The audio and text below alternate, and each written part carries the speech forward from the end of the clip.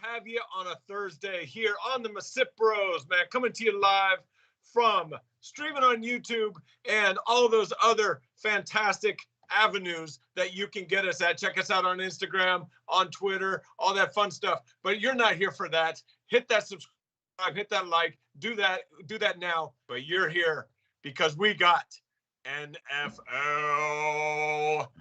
Kickoff tonight. That means you're going to get a preview show today, coming to you live from two era-bending MisippBROs. Yes, we are going to go in depth, really fast, in depth on what we got going on, what we think the NFL season is going to look like. The Hall of Fame baseball, Derek Jeter, Larry Walker, and Marvin Miller, man. Congratulations, induction. And so next thing you know, man, we got that to talk about as well. But I'm going to hand it over to my bro, the man, the myth, the spark. Get on it. Friends, happy Thursday. 9/9/2021 is the date.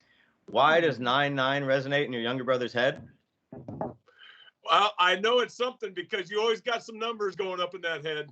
Always got some numbers. So I remember being a young, impressionable teenager watching MTV back when there was music television on their television programs. And the VMAs used to be a big deal, a big honking deal, okay? Oh, yeah. It was a red carpet event. It was stars upon stars. It was something to talk about the next day at school, at work. And there was a time 22 years ago when it was 9/9/99. And that was the commercial they were airing, number 9, number 9, number 9999. And I'll never forget it for some reason. And every time September 9th rolls around, I remember being a 13-year-old boy watching the VMAs. So, whoa, dude, that's out there, man. I remember a song called 9 and the 9 and then the 99. Anyways. Or how about Prince's Party Like It's 1999? There you go, dude. All right, man. I could use some 1999 right now.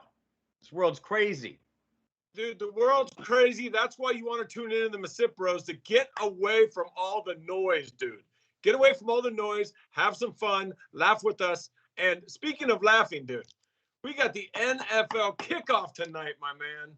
Are you pumped? I know you're pumped, dude, because there are some teams out there. You know I love the teams that are absolutely horrible, that suck, and I can't wait to watch them go down in flames this weekend. Tell me what you are most looking forward to this season, this being season 102 of the National Football League. Oh, thank you for how many numbers of seasons we've dove in. And let me tell you how many of them have been disappointing to your brother in the past. So as a former scorned Raiders fan, yes, former is a good one. Yes. I still look forward to NFL season each and every year, whether it be the fantasy element, whether it be not being handcuffed to living and dying on Sundays anymore. But as you know, go Miami Dolphins in 2021. It's just nice to not have to go to Oakland anymore for what would be an inevitable loss, and then do the sad march of the Penguins over that BART bridge, get stuffed on a BART train, and head home with your head in your hands. That was the old Oakland experience, wasn't it, Chad? Yeah, I try not to think about those too many because I think I put in my time. And now life is much better, and let's go forward, dude, not backwards, dude. Because yes, the March of the Penguins, empty hands in head, and not only that, no money in wallet. Fantastic, a terrible combination. And you know what? F you Raiders for doing that to us, and then leaving. Yes. Again. So, for those that don't know, bye. The Raiders' second forgettable tenure in Oakland spanned 23 seasons. They won they had 4 winning seasons. 3 of them came before the year 2002. So thank you for the 1 winning season. In 2016, when Derek Carr snapped his leg on Christmas Eve, that was the saddest win I'll ever leave. Ever. All right. Enough with the Raider reminiscences, dude. Yes, Who cares? Who cares, dude? We're not here to talk about 2002. We're here to talk about 2021, dude. I'm actually a little bit pumped for this season, dude. And you got something on your mind. What's up? I do, because I got something here. You hinted at it earlier. Every year there's a worst to first kind of scenario. There's a first tumbling out. We haven't seen back-to-back champions in the NFL since the mid-2000s, about a decade and a half when the Patriots were rolling them off. So Tom Brady, ball in your court. Can the Bucs repeat?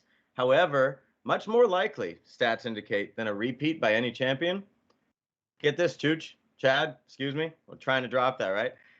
16 of the last 18 NFL seasons have seen a team go from worst to first. So we could sit here and say, Chad, who are your division winners this year? Who do you think will be MVP? Who's going to win the Super Bowl? But I would like to tap into what team's going to go worst to first. Here's your choices. Here's last year's worst place, last place finishers. Philadelphia Eagles, Detroit Lions, Atlanta Falcons, San Francisco 49ers, New York Jets, Cincinnati Bengals, Jacksonville Jaguars, Denver Broncos. Pick one. Wow. Well, I'm going Niners right off the bat because they got the dual quarterbacks. I'm interested to see. They got a defense, dude. They had a down year, dude. Everyone's got a down year. I had a down year in my life before, dude, So, I mean, I understand it, dude, okay? You rebound, you get better. The Niners got way too much talent to end up in the freaking cellar again, dude. There's no way. And that division, dude, that division's probably the best in the NFL, dude, if you really think about it. The Rams, dude, don't sleep on the Rams, dude. The LA Rams, back where they should be, is a team that I'd be watching, man. But Seattle is no joke, dude. We know they're going to be right there. And Arizona is no walkover. I think that's the best division in NFL. I don't think the Niners end up in last place. You said worst place, dude. There's no such thing as worst place. There's last place. But the point is, dude, is that I like the Niners on that list and the Bengals. I think the Bengals will be better this year. Definitely. I like the Bengals as well. I like that you hit on that, Chad. I just don't like their division. There's 3 good teams in that division. The Browns, the Steelers, always there, and the Ravens. Still sporting. I just can't say the Browns and good in the same sentence, dude. It's just I know they are. It just doesn't seem right. They're going to run the ball a lot. They have a capable offense to run the ball between Chubb and Hunt. They got threats outside. Baker Mayfield played competently enough, but their defense, they got some studs on defense, a lot of former first-round picks, a lot of former number 1 overall picks. Jadeveon Clowney joining Myles Garrett on the line. That's something to watch. No, it is, dude. But the Cleveland always had one problem. Coaching. And I think that in that division, they will get out-coached a lot. Cleveland also always has 2 problems, to correct you. They still can't figure out their logo. They are the Cleveland Browns, and their logo is an orange helmet. Yes, exactly. I've never been able to wrap my head around that. Can you just put the dog on the freaking helmet? Can you make the helmet brown, maybe? Maybe that would fall more in line. Well, I mean, their uniform has some brown. Boy, they got the ugliest uniform in the NFL. No, hands down, no problem. I mean, that's not even a conversation. The XFL would be proud of that uniform kit. I know that. But again, when you look at logos of the NFL, that's what their logo is. When they come up to make a pick, it's a brown helmet. Or excuse me, it's an orange helmet where it should be brown. Anyway, yeah. I do like the Bengals as well because Joe Burrow, I do think, is a future stud, if not already, even though he looks a lot like Macaulay Culkin. That's okay. He has 3 receiving threats, bona fide young stars on the rise. T. Higgins, Jamar Chase, as well as Tyler Boyd, each of which could become a 1,000-yard receiver. I think they're going to put up a lot of points. That reminds me of when Carson Palmer was in charge of that team with the weapons. They're going to score points. We'll see about the playoffs. Carson Palmer was in charge of the Bengals, not the Browns. Well, I was talking Bengals. Jamar Chase, T. Higgins, Tyler Boyd, Joe Burrow. Sorry, all the orange. I got Browns on my mind, dude. All that orange, I just got that ugly. You threw me for a loop, dude, because it's like, what is a Brown anyway, dude? So, anyways. So we like the 49ers and the Bengals, potential worst to first. Yeah, the rest of those teams are garbage, dude. They're trash. Well, hey, let me throw this in your court, Chad. Somebody has to win the NFC least. Somebody. So what? Who better than the Eagles? They're all crap in that division. All of them. Dude, I'm sorry, man. You know what? I'm going WFT, dude. Just because they don't even have a name. That was my pick. That was my pick. And they had the Amish rifle. Come on, baby. They got the Amish rifle. Yep. With no name on your logo. I mean, come on. I got to take them. They won the division last year. So they're early favorites. With what, a 500 record? I think they might have been 7-9. But let's remind ourselves, there is no more 7-9 seasons, folks. There is no more 8-8s. Heck, there's no more 6-10s. We're gonna have to figure out this new math. You can go 10-7 in today's NFL. You can go 14-3. We got 17 games to play this year, people. Strap up the chin straps. Does anyone go 0-17? Oh, jeez.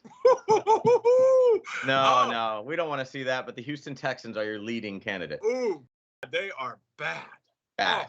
I mean, do you see a scenario at all where they gonna have to put in Deshaun Watson, and what's gonna happen when you do that? To be brief on this, which is a very, very deep, messy compartment. The simplest thing I've read is Deshaun Watson has so many legal proceedings that are going to stretch out till at least January. Yes. Just rule out 2021 for the guy. He is the Trevor Bauer of the NFL. He needs to focus on anything but football right now. Yes, basically. Yes. So anyway, Texans could conceivably go 0-17. I'm rooting for it. And I'm hoping week 1 we start the journey. Let's say they do. They don't have their first round pick next year again. So. Yeah, they're a mess, dude. I love There's no sunrise on that horizon in Houston. No. Let me ask you this, okay? We went from worst to first, dude, okay? What are some teams that you think pretty much are pretty overrated right now, like getting a little too much press, a little too much, that people are thinking that they're going to be really good, and maybe in your mind, they're not probably like an average team, maybe a little bit above. Who's most overrated going into this season? Man, most overrated.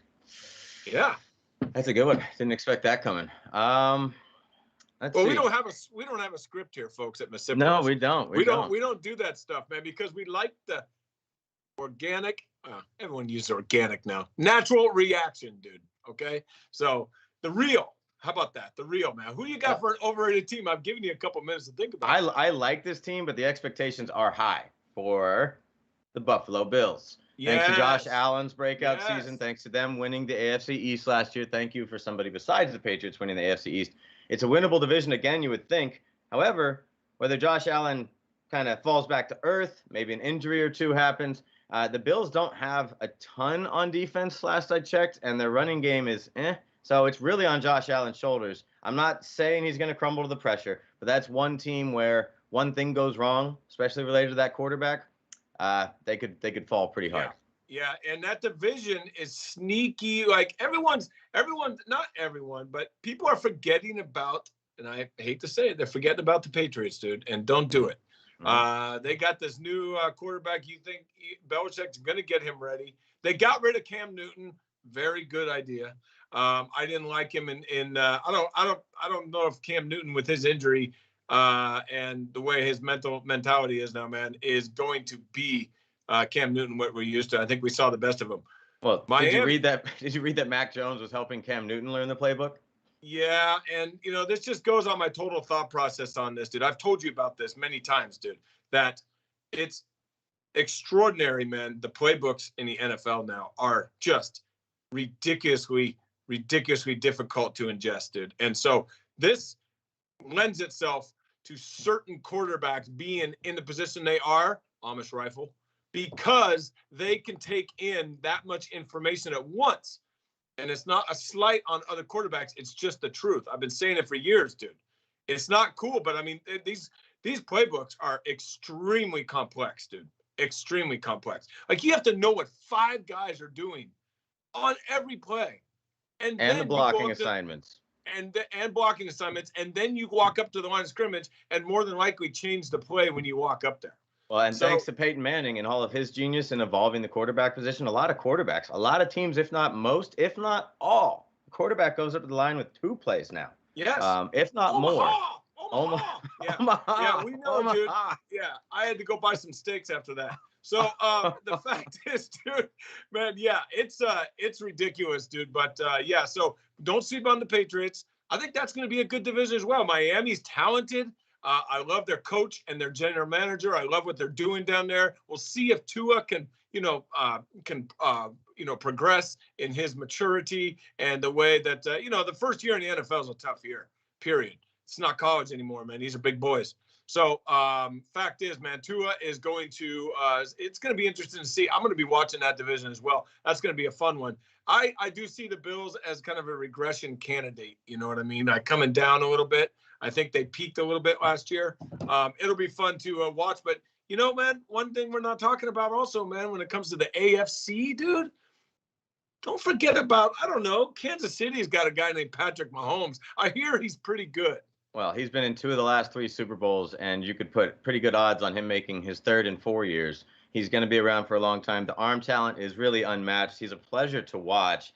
And let me just say, teams in the AFC West are going to be looking up for a long time. I do see the Raiders improving in Las Vegas. I see them maybe scratching a winning season, 9-8. Ooh, I don't know about that. They're going to score a lot of points. Derek Carr still doesn't get certain respects he's deserved. I believe he is better under pressure than people give him credit for. He throws a better deep ball. He's not as skittish as he was coming off the 2016 season and that injury. It took him a couple years to normalize, if you will. But I think Derek Carr, top 10 quarterback. I do see the Raiders improving. I don't see the Broncos really contending. Still don't know who's at quarterback for them. They have struggled with that position since John Elway. Because you guys, Peyton Manning was only about a year or two. You don't like Teddy Bridgewater, man? I don't like him to make a team better. He only helps to not make your team worse. Okay.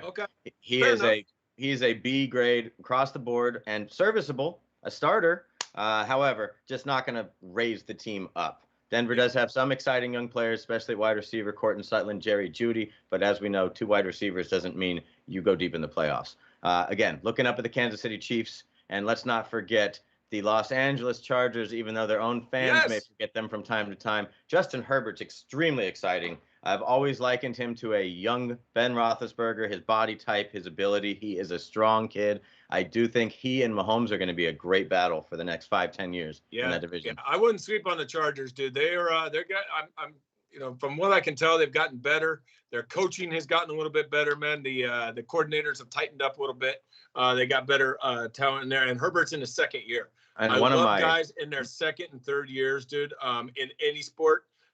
Because the learning curve is pretty hectic, and then you start feeling like you belong. And Herbert already put up some great numbers. I could see them passing. I don't see the Raiders. I see the problem is what the Raiders' problem has been since I can remember, dude. And it's defense. It's always defense. I don't see any changes there. They freaking their front office, dude. We can go on and on. I don't want to, man, but they just cut a 3rd-round pick from last year. A 3rd-round pick that never played for them. They traded a 3rd-round pick last year, Lynn Bowden Jr., that never played for them. And when they traded him 4 months after drafting him, they got back a 7th-round pick. Great job manipulating your own board, Mike Mayock. Great job. I'm glad he's not running my investment portfolio because I would be broke.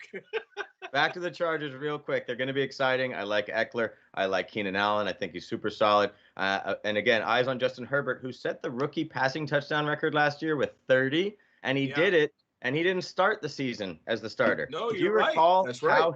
Poor Tyrod Taylor, man? He was getting a pain-killing injection, and it was painful because the trainer hit him right in the lung. Punctured his lung minutes before kickoff. Justin Herbert vaulted into the starting lineup in emergency fashion, never gave up the job. Tyrod Taylor is where now? Tyrod Taylor is now Wally Pip. Tyrod Taylor's the quarterback in Houston. That's how bad things are still going. So, ouch. Tyrod, run for your life, dude. That's what he's going to, after every hike, that dude's going to be running like no one's business. He's going to be throwing he can. He's going to be throwing with both hands just to get rid of the damn ball. So, the Wally Pip reference is a Lou Gehrig story, dude. Lou Gehrig came into the first base job with the Yankees way back in the day, just for context, because Wally Pip got hurt in a freak accident. Lou Gehrig took his place and never gave it up. Wally Pip didn't play anymore. Some legends are born that way, Yeah. And exactly. they prove their mettle as soon as they get the chance. So there you go.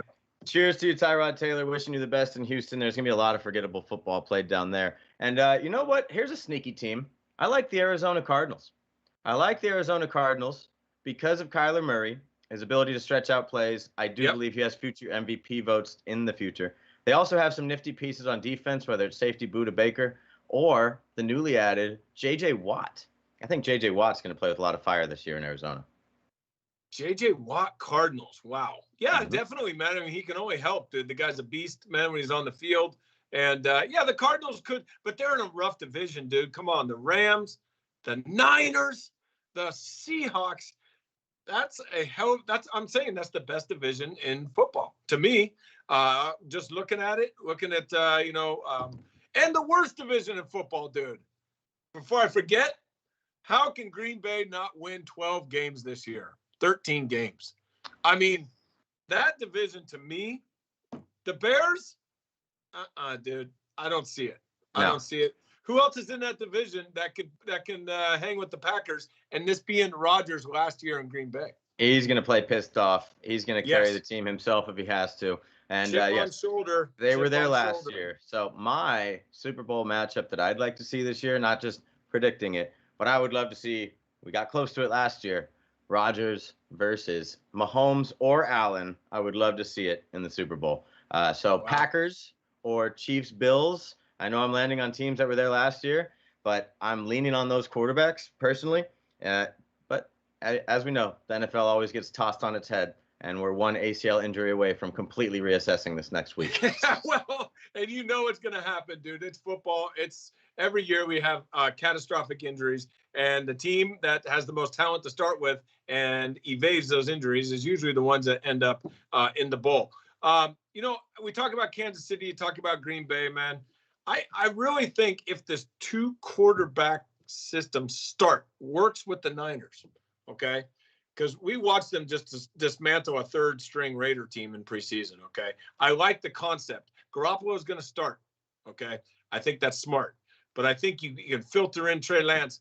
If he gets confident and takes off, dude, watch out, dude. The Niners could explode on you because of their defense. Because of their defense, they're going to be in most games, dude. What do you think about that? Well, I actually think, yes, the Niners defense should be back to a level that most fans have gotten accustomed to, especially with your Nicky Bosa's back in the lineup. Fred Warner, arguably the best middle linebacker in the game, covers everything that his way, sideline to sideline kind of guy, the perfect modern middle linebacker for today's NFL. So, yes, they're going to be stout on defense again, but what I think is special about the 49ers, 3 players on offense. Brandon Ayuk, Deebo Samuel, George Kittle. I highlight these guys because they are all elite after the catch. They are all looking to get those extra yards. They will wear you out. Have you seen anyone try to tackle George Kittle? No one tackles George Kittle by themselves. Kittle is worth the price of admission. So if I'm a safety, cornerback, linebacker, and the 49ers are sustaining a long drive, I'll tell you why. It's because Samuel and Ayuk are carrying bodies up the field along with George Kittle. I think they have the chance to wear teams out on one side of the ball and then really just put the hammer on defense. So I do like the Niners a lot. It's just the Rams are talented. They have 2 of the best defenders in football in Jalen Ramsey and Aaron Donald. Russell Wilson and the Seahawks can never be counted out. He's never missed a game. They led the league in sacks over the last 12 games. So is it the beginning of the Legion of Boom defense again? No, not at all. But the defense is on the rise, and Russell Wilson is about as solid as it gets. Okay, no doubt. So you highlighted it. Every team in that division has a chance. I'm telling you, that's why it's the best division, dude. And there's one team, man. I told you about the Packers don't have anyone in their division. People would say, "Oh man, what about the Vikings, dude?" The Vikings have Kirk Cousins. Do you want vanilla? Because you got vanilla, dude, and you paid an extraordinary amount for him. And not only that, let's not forget now, with everything going on, with all the virus and the NFL taking all these protocols saying you got to get vaccinated. He's out there saying all this kind of stuff about, oh man, I'm not going to do that. What does that do to the locker room? I mean, let's be serious. Whatever your stance is on it, what does that do to the locker room? Yes, it makes you not be a leader. He is not a leader. A leader would sacrifice for his troops. Okay? I'm telling you right now. Good point. I know this. I know this from experience. A leader sacrifices for his troops, for his tribe, for his community. Cousins is going out on a limb, believing what he believes in, but not looking at the big picture. I think it's going to hurt Minnesota. I'd be surprised out of 17 if they win 8. And on the flip side of that equation, you have the Buccaneers returning 100% of their starting roster, 22 out of 22, and the first team to report is 100% vaccinated, not just the players, but the field staff, everyone involved there. I hate that that's a stat, but here we are in the world of 2021. And hey, dude, it's real. What it tells me is all systems go. That's what it tells me. So the Buccaneers are on tonight. Who wins? Buccaneers, Cowboys, Tampa Bay. Come on, dude. Who's the Dak coach Prescott, of the Cowboys? first game back. Dak Prescott, to me is one of the most overrated quarterbacks in the NFL. We're about to find out. This will be a big prove it year. Prove me wrong.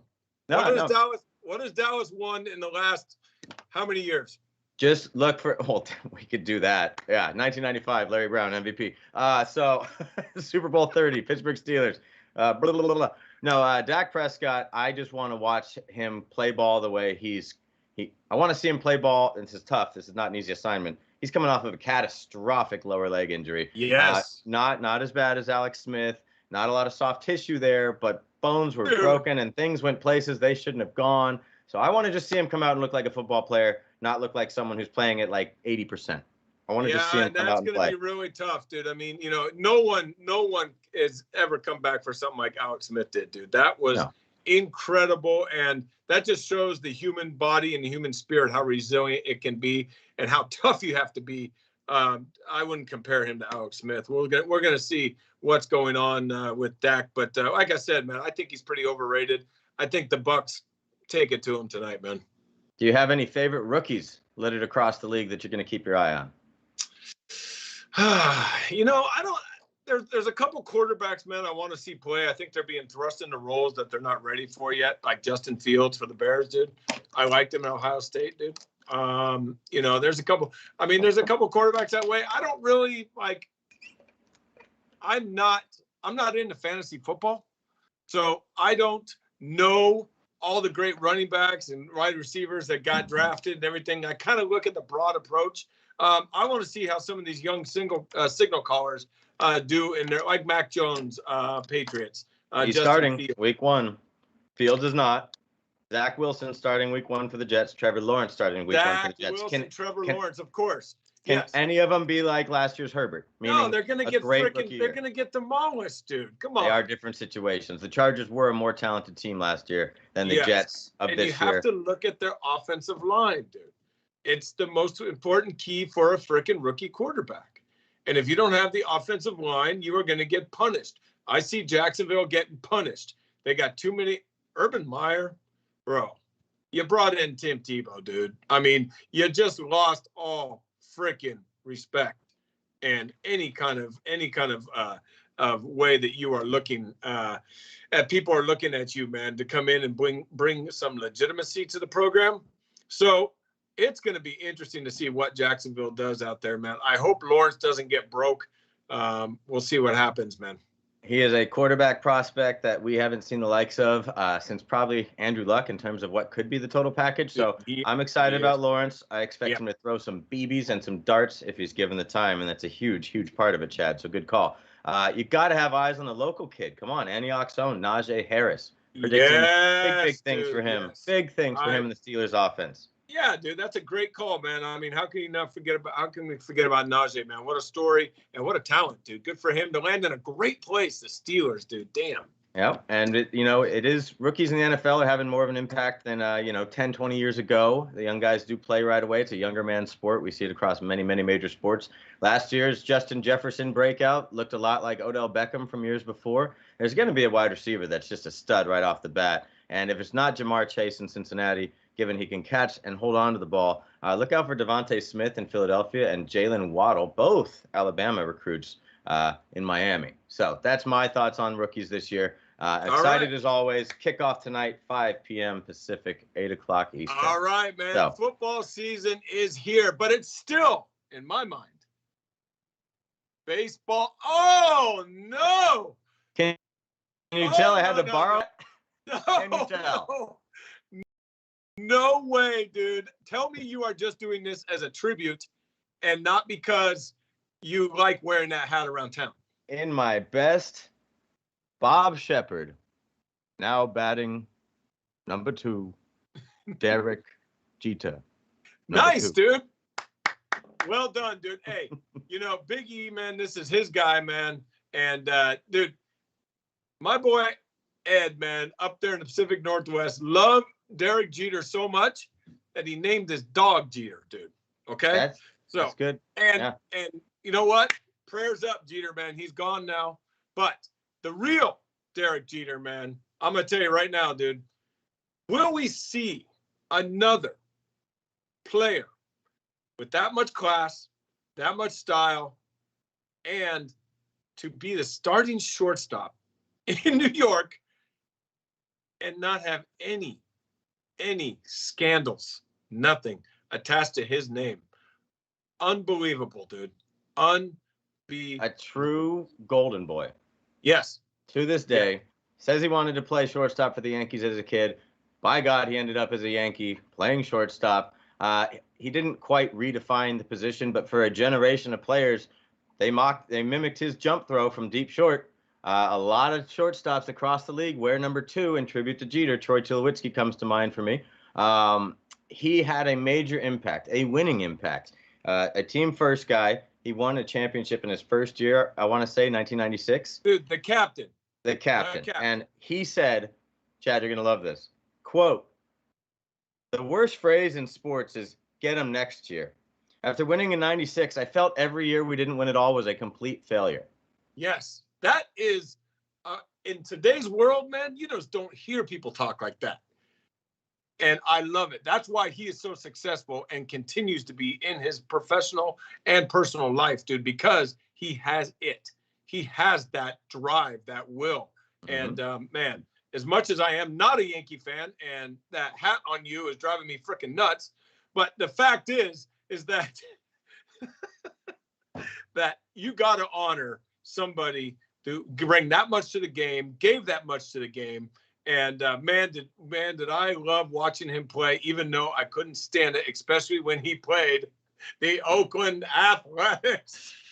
Do we need to talk about the play? No, we don't, because all you got to do is slide, mother effer. Slide. Yeah, thank you, Jeremy. Thank you, Jeremy. But yes, Derek Jeter, 5 World Series championships, 5 Silver Sluggers, 5 Gold Gloves, 14 All-Star appearances. I know the fans lifted him up certain years because he played during a tough era of A-Rod also at short before he came to New York, Miguel Tejada winning MVPs, Nomar Garciaparra at the peak of his powers in the late 90s and early 2000s. There was an argument to be had that Jeter wasn't the best at that time, at any given time. However, over 20 years, tough to argue a Hall of Fame career. He's the captain, dude, okay? He's the one that everybody emulated. All right. That goes way past numbers, way past all those other guys you spoke about didn't win jack. Nothing. Okay. Nothing. Think about it. Jeter won a lot. And so that to me is the difference. My favorite Jeter stat I just found just like 5 minutes before we went on air here, man. Of all people, Jesse Barfield, the Barf Man, dude, I called him in Toronto, put this stat out on Twitter. He says, my favorite stat on Derek Jeter, and now my favorite stat, he had over 1,000 hits to left, over 1,000 hits to center, and over 1,000 hits to right. Mm-hmm. With that patented inside-out swing, pushing singles to right field, a hit-and-run dream of a swing. He ended his career with a famous, last hit was a single to right. Wasn't it a walk-off? Yes. If I'm not mistaken. In Yankee Stadium, dude. Some guys are just meant for the moment. Some guys, their careers are only to be found in movies, right? But sometimes fiction is stranger than reality. Well, I'll tell you what else is only to be found in movies, dude, but it's in real for him. That guy's dating resume, my friend. I mean, I got it. I mean, dude, that is legendary to no end. That is absolutely movie worthy. And can you imagine? No wonder he has a smile on his face every day. And I think I just got fact checked. His last hit was either a walk-off single to right field or was it the home run? It's one of the two. His last hit at Yankee Stadium was, I believe, that walk-off. But yes, he did hit a home run in a big moment too, but he's just the captain, that's it. Well, yeah. And his the only thing more exhausting than his Hall of Fame resume and reading all of the accolades is his dating resume. These are the top 10 that most people have dug up, but here you go. 10! Maybe you've heard of them. 10! Yep. We have a whole 10. starting lineup, actually. At pitcher, we have Hannah Davis. Catching, Minka Kelly. Third base, Vanessa Manillo. Shortstop, Scarlett Johansson, personal favorite. Oh. Second base, Adriana Lima. First base, Jordana Brewster. And in the outfield, how about Mariah Carey, Jessica Biel, and Jessica Alba? Oh! Oh, come on, dude. That's ridiculous. That is absolutely ridiculous. All right, dude. Yeah, that guy, legend is better than captain. Yeah, just I mean, most people in their life, dude, one of that starting lineup to date would be, okay, I'm good for life, dude. I'm great. Yes, I would like to add to that list personally. Now, yeah, I think. How do I say this? No, I'm gonna let it go. I'm gonna let it go. Yeah. All right. Thank you for the drama. And this hat's starting to burn a little bit, so I'm just gonna switch gears. Yeah, Thank dude. you, Derek Okay. Jeter. And Hey, Mark's back. Did you see his nephew from the GIF from his last game played? The one that gave him the respect tip. His nephew was there in attendance yesterday, and he's all grown up. So, switching though, because he deserves a little bit. Number 33, Larry Walker, landed in the Hall of Fame. Do you have any objections to Larry Walker in the Hall of Fame, Chad? Well, I got objections to a lot of people in the Hall of Fame, Mark. That's why I asked. Yeah. Yeah. I did not think of Larry Walker when he played to be a surefire Hall of Famer. I thought he was damn good. I thought he was one of the best. And then now in the climate that we're in, and we're allowing certain people in, Larry Walker is a deserved Hall of Famer. I will give him that. The guy was one of the best players for a good 3-4 year stretch. I mean, the guy could run, the guy could throw, the guy could hit, obviously.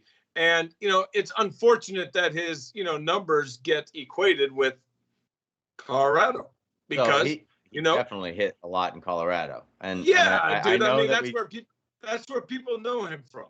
We worry about the whole Coors Field creation thing, but hey, man, a lifetime batting average of 334 when, a quarter of his seasons at least were in Montreal. He was running at the time. He did have a cannon of an arm from right field. He really did. Yes. I'm not going to say it was Clemente type and Vlad type, but it was right underneath that. Dude, it was right strong. There. It was strong, and he had seasons where he batted 363 with 28 bombs, 366 with 49 homers, and the whole Coors Field creation thing. Yes, it's real. He hit well at Coors Field, but I saw this. Career leaders, slugging percentage, Coors Field. He's over 700. So there's a lot to say, man, he did a lot of damage at Coors Field. But his career slugging percentage was higher than a guy by the name of Barry Bonds at Coors Field. So, I mean, they're playing the same game, right? Well, I mean, yeah, but it's your home field. You get used to it. Okay. Yeah, no doubt. No doubt. Let's just say that. Let's not cheapen the experience for Larry, dude, because he was one of the best. And the way it is now, I've come to terms with this, dude, because it's just driven me crazy for years, the people that they allow in. Larry is much more worthy of some other recent inductees. Let's just say that. Well, they're talking about the power of 3 with Larry Walker. I think he mentioned it. He wore 2 number 3s on his back in Colorado, 33. His first contract with Montreal was $3 million. He took 3 practice swings or multiples of 3 before every at bat. Like a lot of baseball players, very cerebral, superstitious, right? Superstitious, baby. His most career steals was 33 in a season. He got married on November 3rd at 3:33 p.m. His career batting average with the Rockies, not making this up, 333, and he was the 333rd member inducted to the Baseball Hall of Fame. Wow, man! I bet he was a fan of the threesome. Oh man! Ba-da-ba. So, dun, dun, dun, dun. I can't end it with any better than Derek Jeter's ladies and Larry Walker's love of the number 3. So, 3 sums. Anyway, the old menage. Well, in classic MLB, unapologetically hilarious. Thank you. And if you didn't catch the Hall of Fame ceremony live, don't worry. You're on a long list of people who did, because in classic MLB fashion, where they just can't seem to advertise their players, current or former, the right way. Were we subject to watching a legendary introduction of 2 legendary players at noon on a Wednesday? Dude, it is beyond. I mean, it's gotten to the point of hilarity and nauseousness, dude. They're trying about how MLB does not market their players, nor, I mean, who watches anything at noon on a Wednesday? Not most of America. And TV. You saw Yankees players warming up and stopping their warm-ups to watch the intro. You saw players like Jazz Chisholm, who's on the Marlins, Jeter's team, also stopping his warm-ups to watch it. Hey, MLB, you create your own schedule, right? You pick the day the Hall of Fame intros will happen, right? Maybe if you're going to do it on Wednesday, maybe don't have any games going on during the Hall of Fame ceremony. How about that? Yeah, especially the Yankees. What? It's incredible. It's incredible how much they have missed on so many marks when it comes to marketing. The other sports have lapped them. Their NBA is way more popular. The NFL, my God, dude, come on.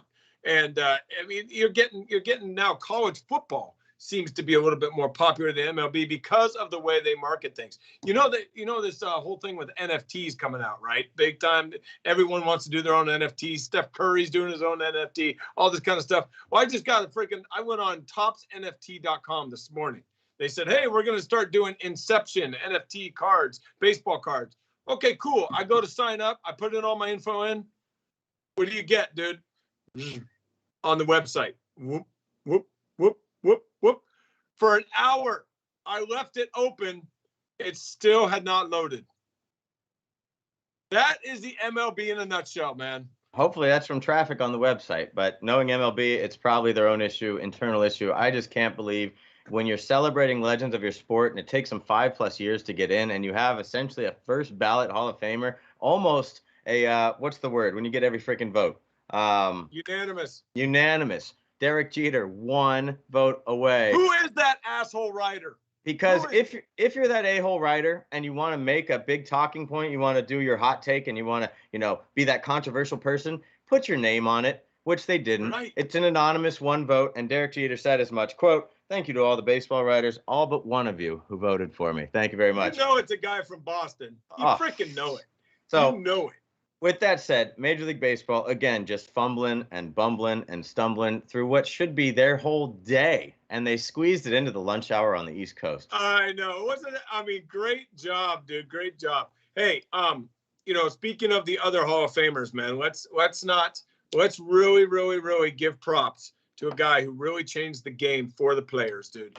Mr. Marvin Miller finally gets into the Hall of Fame begrudgingly because he took on MLB. He took on free agency. He took on the reserve clause, did not win that one. But still, man, did he do everything. Every player should be very thankful for Marvin Miller and the fact that he was such a MLB Players Association representative that today they flourish financially because of him. There it is. Hats off Marvin Miller. I like the double M's. Yes. Yes, most definitely. So right on. And the Hall of Fame induction ceremony was enjoyable, but again, most of us didn't catch it live. Thank you for social media for capturing the snippets because I'd probably be lost without it. Just wanted to take a peek, Chad. We've had some interesting developments in the playoff race, MLB playoff race. Oh, yeah. First thing, the Yankees, fresh off their 13-game win streak, 2-9 over their last 11. 7 in a row they've lost, dude. Man, I don't know who's more of an enigma, them or Joey Gallo. Joey Gallo's Yankee career includes striking out in more than half of his at-bats. What did I tell you? More than half. You want to know who doesn't strike out in his at-bats at all? How about the Wonder Kid from Tampa? Same division, commanding lead for the Rays. Wander Franco is 20 years old. He just broke Mickey Mantle's consecutive on-base game streak for someone that age, 37 games in a row and counting. Chad, he's struck out 3 times in his last 100 at-bats. Dude, I love this kid. And is that the huge dynamic difference between the Rays and the Yankees right there? Right there. Youth and strikeouts. And isn't it fitting that baseball's next uber superstar is in Tampa Bay? Because people get used to the name Wander Franco. You're going to have to look him up yourself. I know that, he's not going to move the dial like he would in Los Angeles or New York, but it's on you, baseball fans, to follow what looks to be quite the talent. Dude, 20 years old, man. And not only that, man, he just broke Mickey Mantle record, dude. Think about the name you're talking about at 20 years old. And Wander Franco doing it from both sides of the plate. Switch hitter. Yeah. And plays shortstop from the Dominican. Yep. He is something to keep an eye on. The playoff race, though, Chad, just a quick look to the standings, man. A lot of things have changed since we talked about it one short week ago. The Seattle Mariners have finally overtaken the Oakland Athletics. The Toronto Blue Jays are surging in a division that could have 4 teams fighting to the very end for the wild card between Boston, watch out for New them York, Jays, baby. They Toronto. But I think we can agree that's all Tampa's division. And we always knew from the beginning it was going to be Giants and Dodgers to the end. The Giants hit 90 wins first. The Dodgers are not going away. 90 wins for the Giants, 88 for the Dodgers. What do you think? Dude, I love it's a classic NL West showdown. Giants, Dodgers, 2 best teams in the NL. I want to say the Rays are right there. The Brewers are damn close. But I'm going to tell you right now, man, this Giants, Dodgers, man, rekindles back to the days, man, in the 80s, 90s, where they just hated each other and they'd go after it. And now they're both on the same level playing field. The Giants are incredible to me, man, the team game they play. The Dodgers, dude, it just seems to me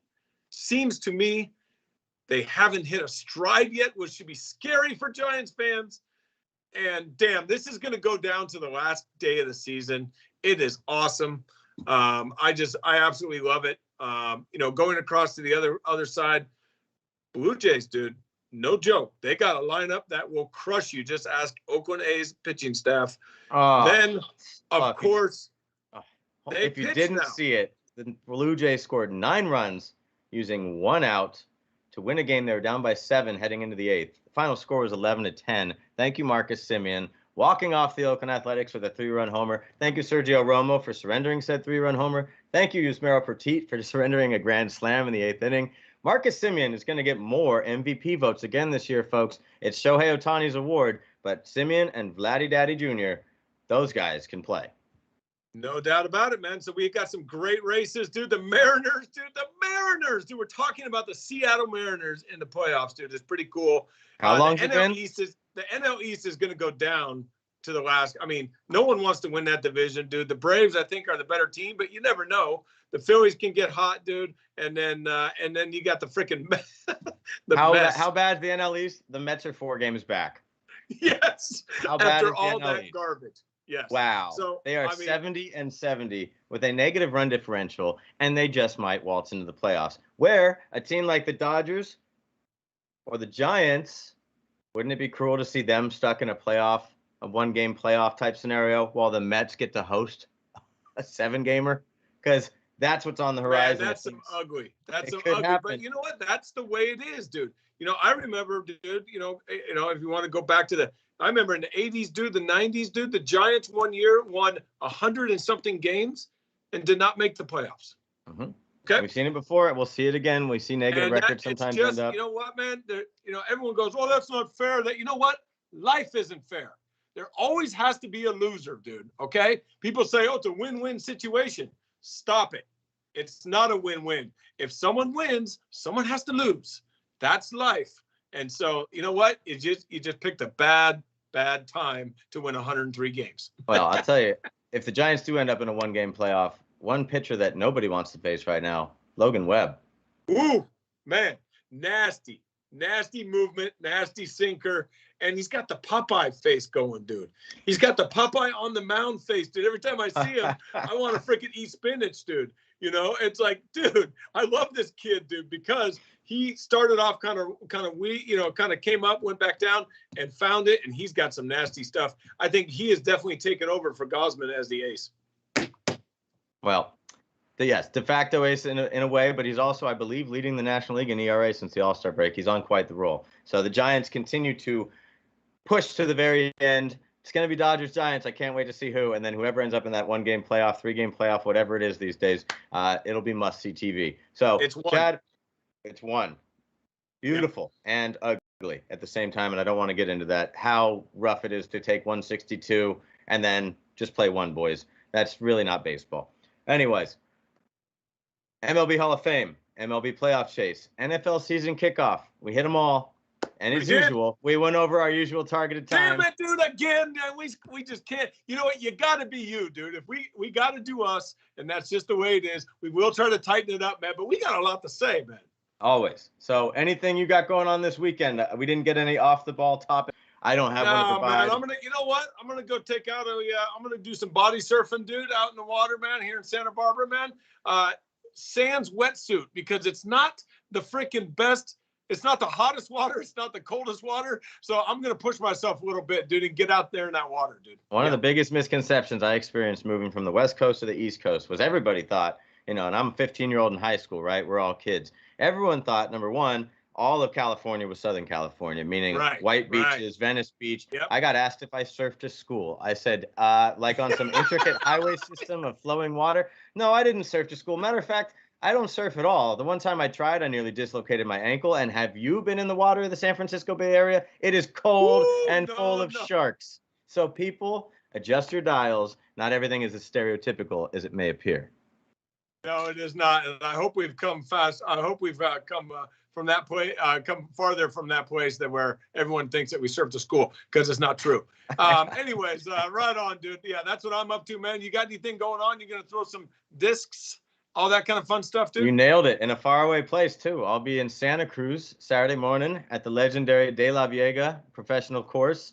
Founded in 1982. It is one of the must-hit disc golf courses in all of the country, let alone California. Damn. So I'll be doing a lot on Saturday, having dinner with friends after that. Sunday, I'm going to sit my ass on the couch and enjoy the first NFL Sunday like I'm sure a you proud and American should. Millions of others will do the same, my man. So, all right, dude. Hey, great time, man. And I just waggled the camera. So we are out, dude. Thank you for another edition of MisippBROs, dude. Hope you dug it. Let people know what's going on. We are having a great time, man. Check us out on your streaming right now, man. Big Bruce in the background, dude. Thanks for doing your thing, my man. And we will see you on Monday, 12 Pacific, dude. Get after it. We are out.